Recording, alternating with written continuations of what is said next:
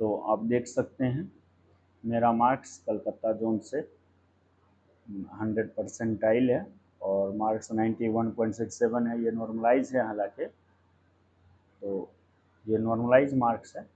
लेकिन ओवरऑल मेरा जो मार्क्स है देखो, 5 क्वेश्चन मेरे अब की बार 93 सही थे और 5 क्वेश्चन जो हैं वो रॉन्ग हुए हैं, और ये जीके में है।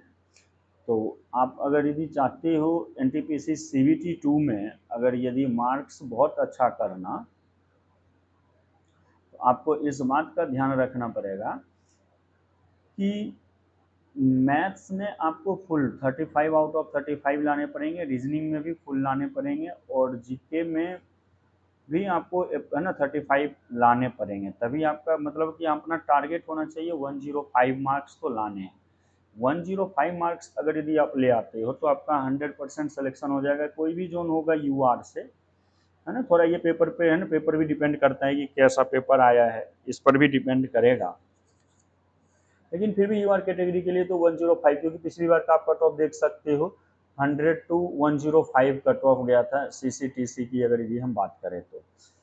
और इसमें क्योंकि मेरे मैथ्स में भी अब की बार देखोगे तो फुल आए हैं। मैथ्स में अभी जो मेरा ये पेपर है इसमें 30 में 30 है, रीजनिंग में भी 30 है, और ये जो रोंग हुए हैं बाकी आप सब है ना जो भी हैं, ये 33 के आसपास जो नंबर है, 31 के आसपास ये जीके में ही है, तभी ये 91 प्लस है।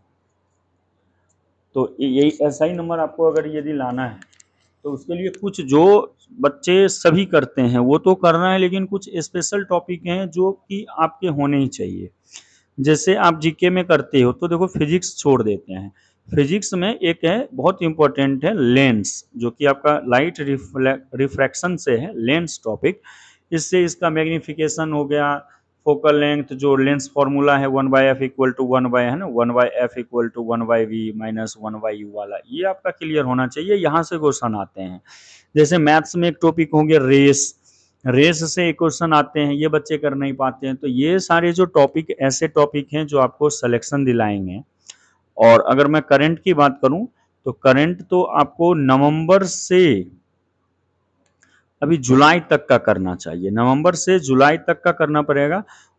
और ये मंथली करंट अफेयर्स जो है इंडोलोगस, इंडोलोगस है आपका यूट्यूब चैनल पे देखोगे तो ये फ्री में शायद ये डालता भी है। तो इंडोलोगस का आप अगर यदि करंट कर लेते हो है ना नवंबर टू जुलाई, तो मुझे लगता है मोर देन सफिशियंट है, इससे कवर हो जाएंगे आपके करंट अफेयर्स में, तो इससे कवर हो जाएंगे, कोई दिक्कत नहीं है। दूसरी बात, अगर 120 क्वेश्चन हैं तो बहुत बच्चे अटेम्प्ट ही नहीं ले पाते हैं। अगर यदि आप अटेम्प्ट नहीं ले पाते हो तो आप तो ऐसे ही रेस के बाहर हो। तो आपका जो अटेम्प्ट होना चाहिए पेपर में वो 110 से 112 15 क्वेश्चन के आसपास, है ना। 110 से 112 तक तो अटेम्प्ट होना ही चाहिए, मतलब इतना आप रख के चलो। अगर बहुत अच्छा आपको आता है तो 115 के आसपास। इस हिसाब से अगर यदि आपका अटेम्प्ट रहेगा तभी आपका सिलेक्शन होगा।